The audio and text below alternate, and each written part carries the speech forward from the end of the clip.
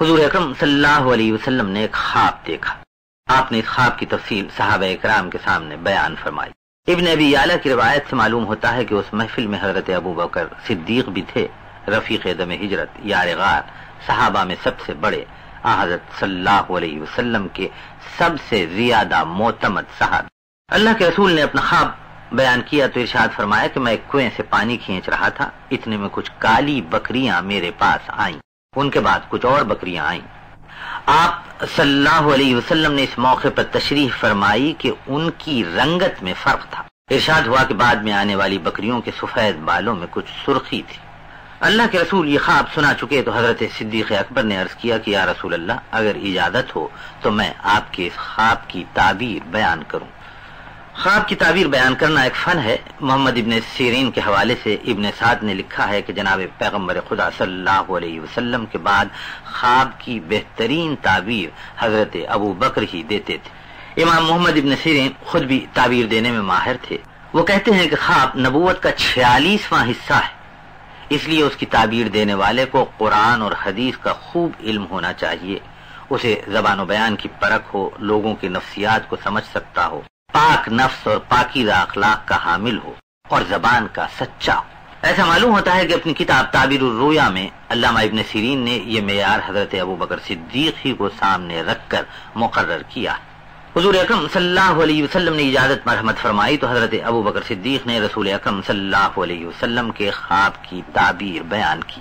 تعبیر کہ کالی بکریوں سے مراد عرب ہیں اور سفید بکریوں سے مراد عجمی یعنی عرب سے باہر کے علاقوں والے لوگ. یہ اپنی تعداد کی کثرت کی وجہ سے عربوں سے بڑھ جائیں گے. مطلب یہ تھا کہ اسلام عرب کے باہر خوب پھیلے گا اور دوسرے علاقوں کے رہنے والے مسلمانوں کی تعداد عرب مسلمانوں سے کہیں زیادہ بڑھ جائے گی. سیوطی نے تاریخ الخلفاء میں لکھا ہے کہ صدیق اکبر کی تعبیر سن کر ارشاد ہوا کہ صبح یہی تعبیر مجھے ایک فرشتے نے بھی دی تھی. اللہ رے صدیق اکبر کی بصیرت. حضرت سعید ابن مسیب جو صحابہ کے بعد تابعین میں بہت بڑا درجہ رکھتے ہیں بیان فرماتے ہیں کہ میں نے حضرت عائشہ صدیقہ رضی اللہ تعالی عنہا سے ایک واقعہ سنا. ام المومنین فرماتی تھیں کہ ایک بار میں نے خواب میں دیکھا کہ میرے گھر میں 3 چاند ہیں. ام المومنین نے یہ خواب اپنے والد ماجد حضرت ابو بکر صدیق کو سنایا.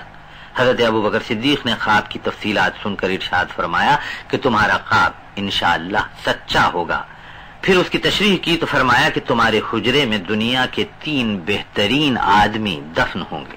جب اللہ کے رسول نے دنیا سے پردہ فرمایا تو ایک اہم ترین مسئلہ یہ تھا کہ آپ صلی اللہ علیہ وسلم کے لیے کس جگہ قبر کھدوائی جائے.